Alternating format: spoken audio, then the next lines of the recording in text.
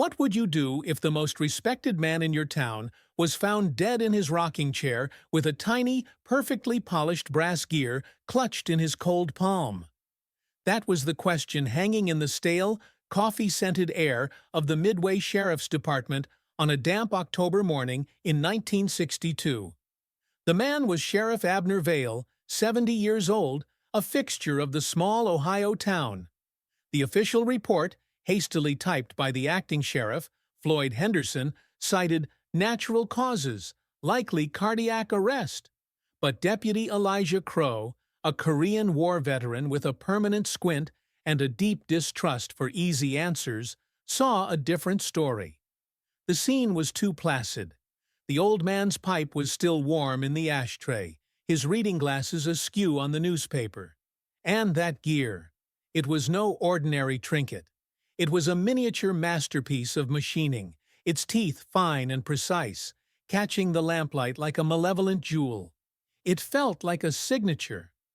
The new sheriff, Henderson, a political appointee who saw his role as keeping peace, not probing it, dismissed it. Probably fell out of one of his grandkids' toys, Elijah. Don't go making a mountain out of a molehill. Town's nervous enough. But Elijah pocketed the gear. Its cold weight was a counterpoint to the growing heat of his suspicion. His investigation led him not to the dark underbelly of Midway, but to its most whimsical corner, the annual Harvest Fair.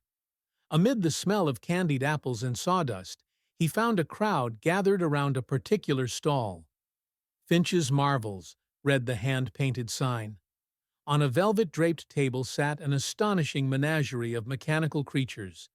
A bird that dipped its beak in a glass of water, a fox that cunningly snatched a wooden grape, a ballerina that pirouetted to a faint, tinkling melody. The craftsmanship was exquisite, unnervingly lifelike. Behind the stall stood its creators. Jasper Finch was a tall, gaunt man in his late 40s, with large, sensitive hands that held a tiny screwdriver. He barely looked up, his focus absolute, a slight but constant tremor visible in his fingers. Beside him was his wife, Cora. Where Jasper was silent and angular, Cora was all soft curves and bright chatter. She had a cloud of auburn hair and a smile that seemed to warm the autumn air. "Oh, a deputy! How wonderful! See anything you like? Jasper here makes every piece sing," she beamed, her voice a melodic lilt. Elijah showed her the gear. Her reaction was a masterpiece in itself. A blink of genuine curiosity, a slight tilt of the head. "My, that's fine work, but it's not one of ours. Ours are stamped with a tiny F, see?" She pointed to a nearly invisible mark on a bird's wing. "Jasper believes in proper marking, don't you, dear?" Jasper merely nodded, his eyes flickering to Elijah's badge and then back to his work. They were odd, certainly. Eccentric. But killers? They seemed as harmless as the dancing figurines on their table. Yet, as Elijah walked away, the feeling didn't leave him. In a town of predictable rhythms, the Finches were an intricate, unknown mechanism. And the gear in his pocket felt like the first fallen piece of a clockwork puzzle he didn't yet understand. A month passed. The strange death of Sheriff Vail faded into the tapestry of local lore, softened by time and Sheriff Henderson's insistence on normality. Elijah Crowe kept the gear in a small evidence envelope in his desk drawer, a silent protest. His routine patrols took him past Finch's Marvels, now a permanent little shop on Elm Street. The window display was always changing, a perpetual dance of tiny automata. He often saw Cora inside, polishing brass or charming a customer, while Jasper remained a shadow in the back, a silhouette bent over a workbench. The second death shattered the fragile calm just after Thanksgiving. Reverend Lyle Morrison, a gentle soul who preached moderation and forgiveness, was found at his desk in the church study. His head rested on an open Bible, a look of faint surprise etched on his face. The doctor, old Doc Matthews, sighed and muttered about a stroke. But Elijah, called to secure the scene, saw it first. Resting on the Reverend's furrowed brow, as if placed with deliberate care, was a small, coiled mainspring from a clockwork toy. It gleamed against his pale skin. This time, Elijah didn't wait for Henderson's dismissal. He carefully bagged the spring and began his own quiet inquiry. The connection between a retired sheriff and a pastor wasn't obvious. He dug into town records, his evenings spent in the dusty basement of the town hall. He found a thread, thin but persistent. A decade prior, there had been a heated town council vote on a proposed public park and children's playground. The project was championed by a local civic group, but fiercely opposed by a faction citing budget overruns and unnecessary frills. The vote had failed. Among the council members who had voted no were Abner Vale and Lyle Morrison. Meanwhile, life at the Finch household continued its peculiar rhythm. In the warm, oil-scented glow of their workshop, Jasper worked on a new figure, a trumpeter. His hands, though tremulous, were impossibly steady when engaged in his craft. Cora watched him, her knitting needles clicking a soft accompaniment. "He's capturing the breath before the note," she murmured, more to herself than to him. "The tension. That's the most important part." She put her knitting down and walked to a large ledger on a shelf. She opened it not to financial accounts, but to sketches and notes. On a fresh page she wrote two names, Vale, A, and Morrison, L. Next to them, she drew small, precise icons, a gear and a spring. She studied them, her expression one of serene evaluation. "Everything must keep to its proper rhythm," she said aloud, her voice filling the quiet workshop. "And what breaks the rhythm must be stopped, for the harmony of the whole." Jasper didn't look up, but his hands paused for a fraction of a second, the tremor momentarily stilled, as if in agreement. He resumed his work, the tiny file in his hand whispering against the brass, a sound like a secret being shaped. Elijah, sitting amidst piles of paper, felt a chill that had nothing to do with the drafty town hall basement.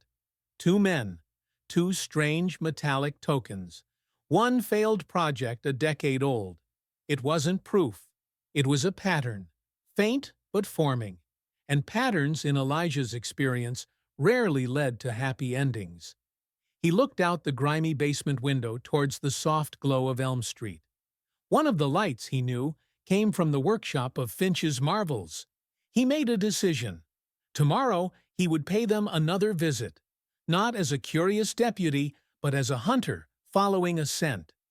The third death made coincidence a dirty word in Elijah Crowe's mind. Horace Brick, the town's bank manager, was a man built like a vault and just as forgiving. He was found in the one place that embodied his life, the walk-in safe of the Midway First National. The official story, spun by a flustered Sheriff Henderson, was a tragic accident. Brick, working late, had a dizzy spell, stumbled into the open safe, and the heavy door swung shut behind him. Suffocation. A freak occurrence. Elijah was the first lawman on the scene after the night watchman. The air in the safe was still thick with the old man's panic. And there, clutched in Horace Brick's stiffening fingers, wasn't his ledger or a bundle of cash, but a tiny, ornate key, the kind used to wind up delicate musical boxes or elaborate automata. It was cool and precise against Brick's clammy skin. 3 men, 3 strange metallic calling cards, and Elijah knew Brick's history. A quick check of the old town council minutes confirmed it. Horace Brick had been the council's treasurer a decade ago. He had authored the damning fiscal report that doomed the park project, calling the proposed mechanical playground a frivolous drain on public funds. The pressure on Elijah became tangible. Sheriff Henderson called him into his smoky office. "Crowe, you're seeing ghosts," he growled, stubbing out a cigarette. "An old man's heart gives out. A reverend has a stroke. A miser locks himself in his own safe. It's a sad month, not a conspiracy. You keep sniffing around the Finches, stirring up trouble with good, tax-paying folk who bring charm to this town, and I'll have your badge. You read me?" Elijah read him perfectly. The town's peace, its illusion of safety, was more valuable than truth. So, he went off the books. Late that night, under the cover of a predicted thunderstorm, he approached the Finch workshop. His pretext was flimsy: reports of faulty wiring in the neighborhood after the storm. He knew it wouldn't hold up under scrutiny, but he needed to see, to feel the place without Cora's disarming smile as a filter. The lock was simple. Inside, the workshop was a cathedral of meticulous order. Tools hung in precise rows. Drawers were labeled in Cora's elegant script. It smelled of metal polish, oil, and cedar. He used his flashlight sparingly, avoiding the windows. He found the ledger Cora had been writing in. Flipping through it, his blood ran cold. It wasn't just a sales log. Interspersed with inventory lists were pages of detailed notes, not on toys, but on people. Veil, A routine. 6 p.m. porch, bourbon. Lock, simple, deadbolt. Weakness, left hip arthritis, slow to turn. Morrison, L routine. Study until 10 p.m.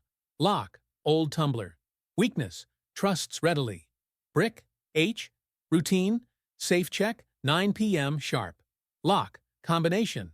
Weakness, greed, will open safe for found money. Beneath the ledger, in a flat drawer, were schematics. Not for dancing ballerinas, but for complex, cruel-looking little devices. A clamp that could silently immobilize a wrist. A gag with a delicate locking mechanism. A needle designed to inject air into a vein, disguised as a pen. They were blueprints for murder, drawn with Jasper's impeccable artistic precision. Tucked under the schematics was a yellowed newspaper clipping from 1952. The headline read, "Tragedy at Construction Site. Boy, 8, dies in fall." The article detailed how the partially built framework for the town park's mechanical wonder garden had collapsed. The victim was a boy named Timothy. The project's lead designer, quoted as heartbroken, was a woman named Cora Finch, née Belle. The project was permanently shut down after the council, led by Vale, Morrison, and Brick, voted to cut losses and not rebuild. Elijah stood in the dark, the storm rattling the windows. The motive wasn't random madness. It was a decade of cold, patient grief, crystallized into a monstrous philosophy. The Finches weren't just killing. They were systematically dismantling the men they held responsible, using the very principles of mechanics and order they loved. And they were treating each murder like a piece of art to be perfected. He had to get this to someone. But who would believe him over the town's charming toy makers? He carefully replaced everything, his mind already racing for the next step. He needed irrefutable proof. He needed to catch them in the act. Armed with the terrible clarity from the workshop, Elijah Crowe moved from suspicion to grim certainty. The Finches were a binary system. Cora, the charming interface, and Jasper, the silent, precise executor. Their motive was a festering wound dressed up as a moral crusade. The park tragedy wasn't just a loss, it was a personal betrayal by the town's petty authorities. In their twisted logic, the men who killed the project had become faulty components in the town's machinery, needing removal. Elijah knew the ledger hinted at a pattern. The victims were not random. They were being studied, their routines mapped like clockwork. The next target, he deduced, would be the fourth and final council member who voted against the park. Former Mayor Silas Gable, now a reclusive, wealthy widower living in the Grand St. Victorian on Maple Hill. Gable had provided the final decisive vote, swayed by Brick's financial report. Elijah couldn't go to Henderson. The sheriff would bury it. Instead, he began his own surveillance. He parked his personal car down the hill from Gable's house, binoculars in hand. For 2 days, he saw nothing but the old man's nurse coming and going. On the third afternoon, he saw Cora Finch. She walked up the long driveway, not with stealth, but with cheerful purpose, carrying a wicker basket. She wore a simple, friendly dress and a wide-brimmed hat. She rang the bell. After a moment, the housekeeper let her in. An hour later, Cora emerged, her basket seemingly lighter, smiling and waving farewell. She had not come to kill. She had come to scout. Elijah shifted his focus to the Finch home. From a discreet distance, he watched their routine. Cora was the public face, managing the shop, buying groceries, chatting with neighbors. Jasper was a ghost, seen only occasionally through the workshop window, backlit by a single bright lamp, his hands in constant, tremulous motion. But late one night, after the shop lights went out, Elijah saw a different Jasper. Dressed in dark, nondescript clothes, a small leather toolkit in hand, the man moved with a startling, fluid silence. He didn't head towards town. He disappeared into the shadows of the alley behind his own shop. Elijah followed at a dangerous distance, his heart hammering. Jasper's destination was the back of the hardware store. With practiced ease, he picked the lock of a side door and slipped inside. He wasn't stealing, he was practicing, testing his skills on real locks, in the dark, under pressure. This was Jasper's rehearsal. The pieces locked into place with a sickening click. Cora gained access and trust, learning the layout, the schedules, the vulnerabilities. She was the social engineer. Then Jasper, the technical master, would infiltrate. He wouldn't need to force his way in. He would bypass security with the skill of a master locksmith, moving through a home like a ghost. The accidents were staged with mechanical precision. Vale's cardiac arrest, perhaps a tiny air embolism from a disguised needle. Morrison's stroke, a carefully administered toxin. Brick's suffocation. Jasper likely triggered the safe door lock remotely after Brick entered, a simple mechanism for a man of his skill. Elijah realized with dread that they were already in the final stages for Gable. Cora's visit was the last reconnaissance. Jasper's nocturnal drills were the final tuning. The murder would be imminent, likely designed to look like a fall on the stairs or a bath mishap, something befitting a frail old man. He had to act, but arresting them now, with only his word and the stolen knowledge from an illegal search, would fail. They'd walk, and Gable would die anyway. He needed to catch them in the act, with witnesses. He formulated a desperate plan. He would approach Silas Gable, reveal the danger, and use him as bait. It was a huge risk. Gable could dismiss him as mad, or panic and ruin everything, but it was the only move left on the board. As he drove towards Maple Hill, the image of Jasper Finch, silent and precise in the moonlight, haunted him. He wasn't chasing a monster of rage, but a specter of calculated, patient revenge. And specters were much harder to catch. Silas Gable was a relic of a more ornate age, and his parlor smelled of dust, lemon polish, and old money. He listened to Elijah's rushed, hushed explanation with the weary skepticism of a man who had heard every scheme imaginable. "The toy makers?" he rasped, his knobby fingers tightening on the arm of his wingback chair. "You expect me to believe that quaint little woman and her mute husband are plotting to murder me over a playground from the Truman administration? Deputy, have you been drinking?" "They've killed 3 men already, sir," Elijah insisted, keeping his voice low. "Vale, Morrison, Brick, you were on that council. You're the last one. They have a ledger. They've been watching you." He described the gear, the spring, the key. He saw a flicker of unease in Gable's milky eyes at the mention of Horace Brick's strange end. The old man's greed had been his downfall, and Gable knew it. "What do you propose?" Gable finally asked, his voice thin. "We set a trap. You follow your normal routine tonight. I'll be hidden here, in the house. My partner will be outside. When they make their move, we catch them with the tools on them." He couldn't bring himself to say murder weapon. It sounded too absurd for the world of brass gears and winding keys. Gable agreed, more out of a desire to be rid of the agitated deputy than out of conviction.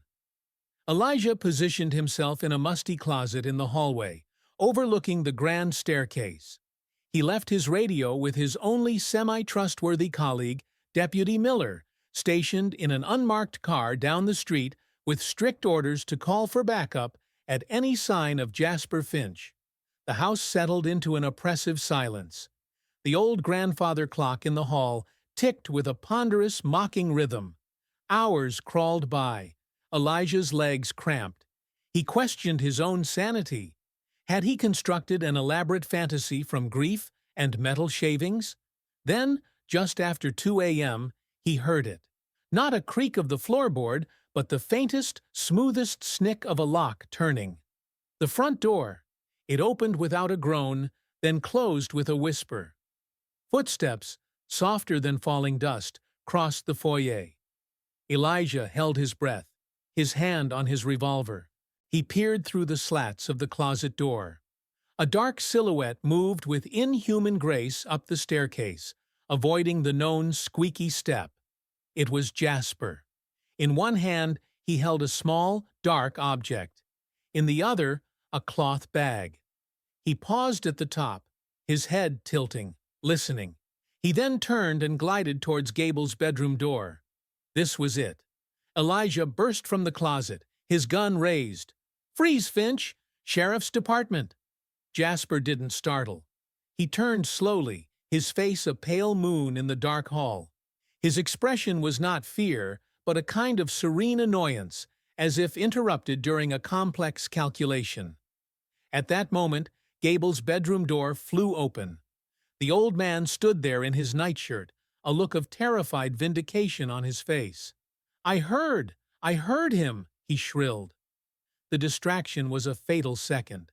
Jasper moved not towards Elijah, but towards Gable. It wasn't an attack, it was a blur of motion. His hand flashed out, the dark object pressing against the old man's neck. Gable gasped, a wet, surprised sound, and crumpled to the floor. Elijah fired a warning shot into the ceiling. Plaster rained down. "Drop it! On the ground!" Jasper looked at the body at his feet, then at Elijah. He opened his hand. The object was a small, polished wooden box. He dropped it. It hit the carpet with a soft thud. From the bag, he pulled out a delicate, jointed figurine of a juggler and placed it carefully on Gable's still chest. Then he raised his hands. The house erupted in noise, Miller's shouts from downstairs, the distant wail of sirens Henderson had finally authorized. In the chaos, as deputies swarmed in, Elijah saw it. A fresh, deep scratch across Jasper's right hand, glistening in the flashlight beams. He'd gotten it on the ornate brass door handle of Gable's room. While others secured Jasper, Elijah quickly, quietly, used his pocket knife to scrape a tiny sample of blood and brass residue from the handle into an evidence envelope. It was a desperate, flimsy thing. But it was a start. The trap had worked, but the prey had still struck its target. They had Jasper Finch, but Silas Gable was dead, and the house was filled with the silent accusatory tick of the grandfather clock and the eerie grin of a wooden juggler. The Midway jail was a small brick building that smelled of sweat, stale coffee, and defeat. Jasper Finch sat inside its only real cell, his back straight, his hands folded in his lap. He hadn't spoken a word since his arrest. He simply stared at the opposite wall as if it were a complex diagram only he could decipher. Cora, apprehended at their home in a state of performative, tearful confusion, was held in a separate room. She wept, demanded to see her husband, and asked over and over what terrible mistake was being made. Sheriff Henderson was apoplectic. "You broke into a citizen's home on a hunch, Crowe. And now Silas Gable is dead on his own damn floor. You think that looks good?" he roared, spittle flying. Elijah stood his ground, the small evidence envelope burning a hole in his pocket.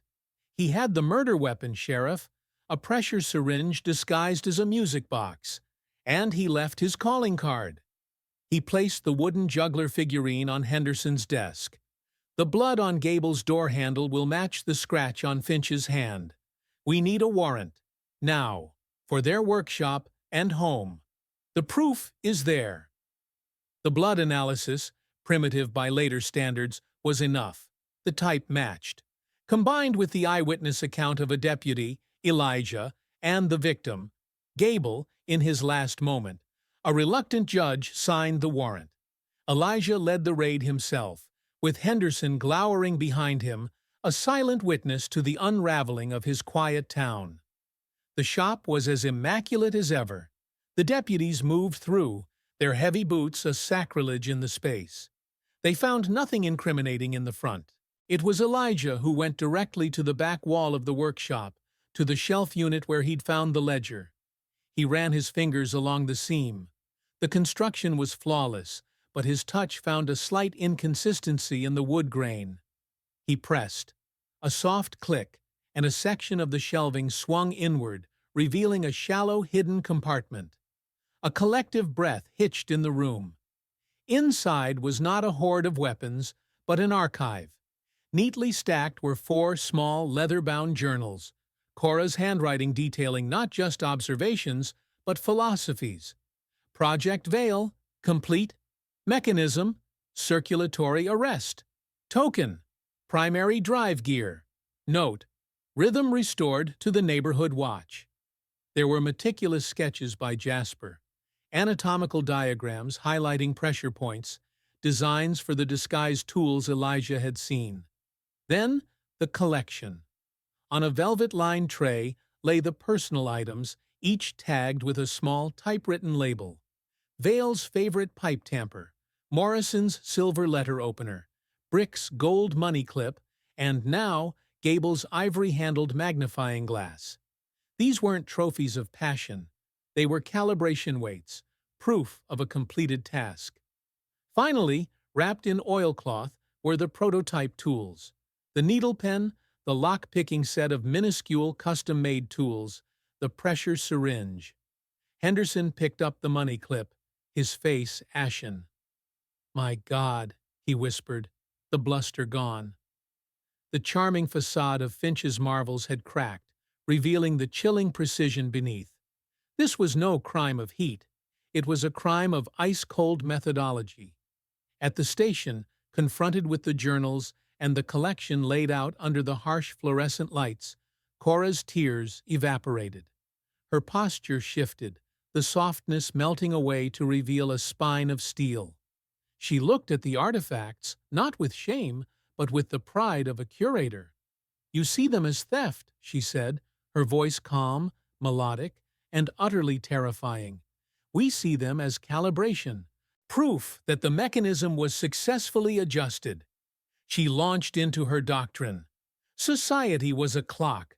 Men like Vale, Morrison, Brick, and Gable were stripped gears, worn bearings, components that corrupted the function of the whole. They created friction. They broke promises. They halted progress. "We didn't murder," she stated, locking eyes with Elijah.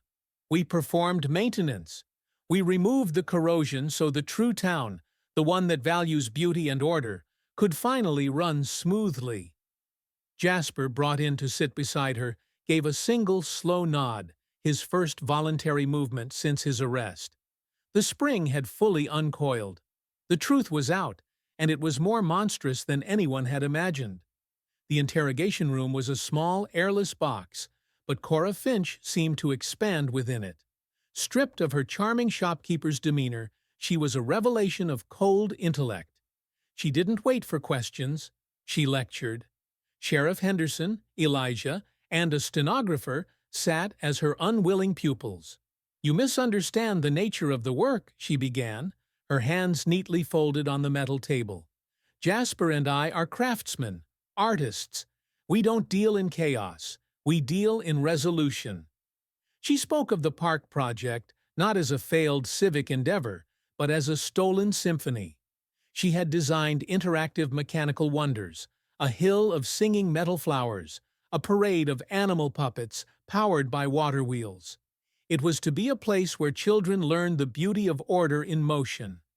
Timothy, her sister's boy, her eager apprentice, had been playing on the unfinished frame when a support, made brittle by inferior cost-cut materials approved by the council, gave way. "They didn't just vote no," she said, her voice dropping to a venomous whisper.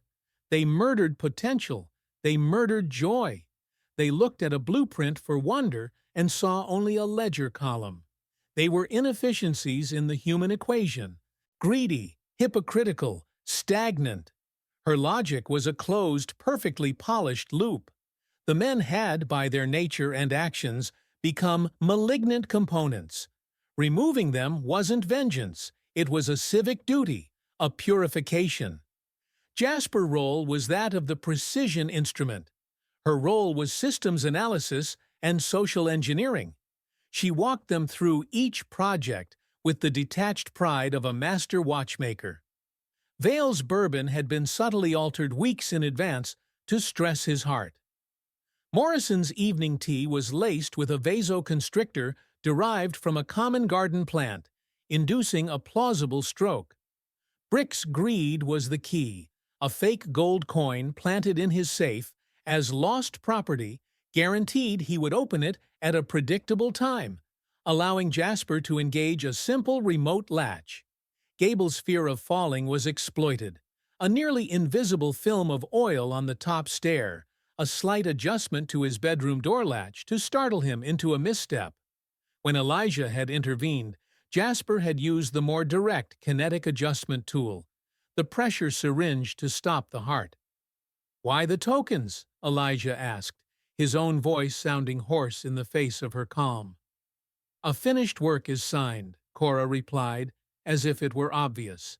"The gear for Vale, the initiator. The spring for Morrison, the coiled tension of false piety. The key for Brick, who held the treasury. The juggler for Gable, who balanced lies for so long. It's an aesthetic completion, a full stop." Jasper remained silent through it all, but his eyes followed his wife with absolute devotion. His occasional slight nods were the only punctuation she needed. He was the hand that turned the key. She was the mind that designed the lock. Henderson, looking ill, finally asked the question hanging in the room. "And after Gable? Would you have stopped?" Cora smiled, a thin professional curve of the lips. The diagnosis was complete. The faulty parts were replaced. The mechanism of Midway can now, in theory, function correctly. Our work here was done.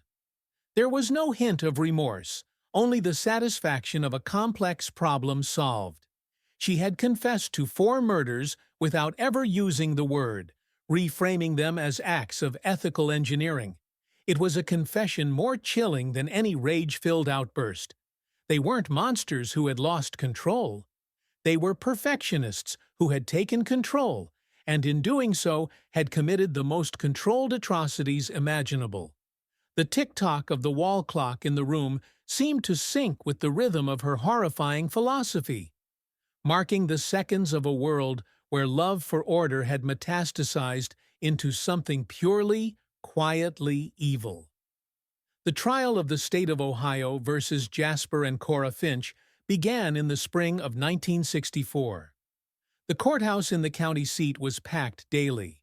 The story of the Clockwork killers had leaked, morphing from a local horror to a national sensation. Reporters dubbed them the Toymaker and his Muse, their previous charm now painted in ghoulish shades. The prosecution, led by a methodical state's attorney named Walter Price, built its case like a watchmaker assembles a movement, piece by precise piece. He laid out the physical evidence, the hidden journals, the collection of personal effects, the custom tools. He presented the damning tokens. He called Elijah Crowe, who delivered his testimony with a grim, unshakable certainty, detailing the surveillance, the break-in, the arrest. The coroner, armed with new insights, re-examined the exhumed bodies and found minute, nearly invisible puncture marks consistent with Jasper's tools.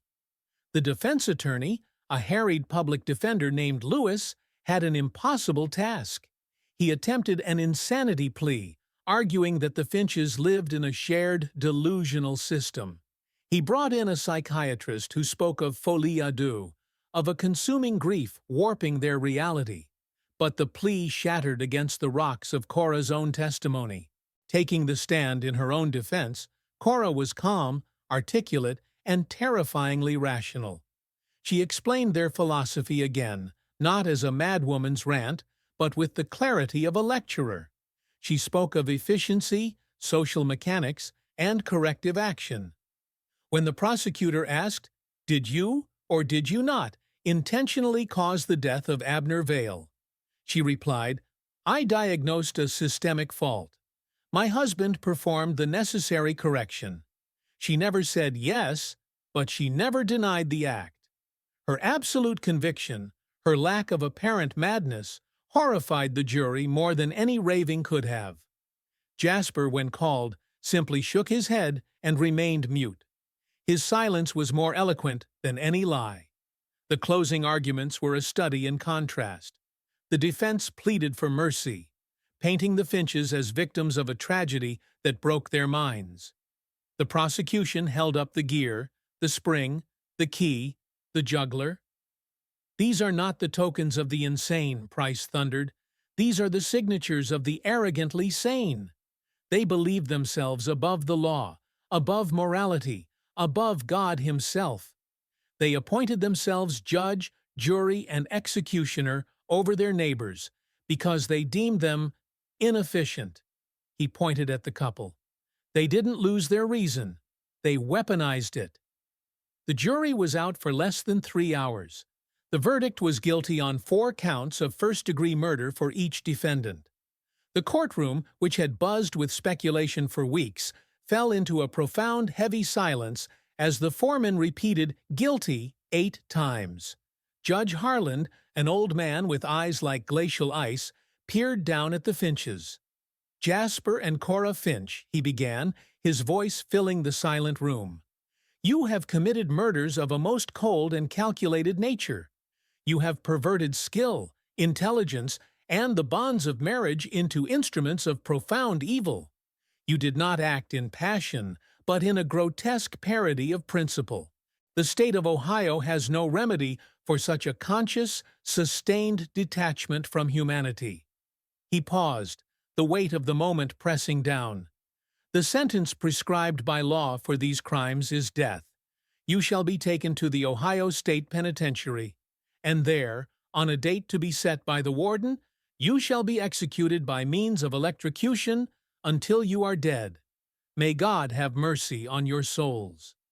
Cora absorbed the sentence with a slight acknowledging nod, as if a difficult but necessary bureaucratic process had concluded.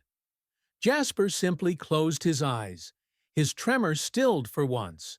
There were no tears, no cries of injustice from the defendants. Only the sound of the judge's gavel striking wood echoed like the final decisive tick of a stopped clock. Ohio State Penitentiary, 1965.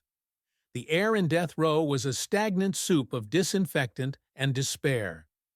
Jasper and Cora Finch were kept separate, their unique notoriety requiring special measures. Cora, in her cell, remained preternaturally composed. She was given paper and pen, and she wrote.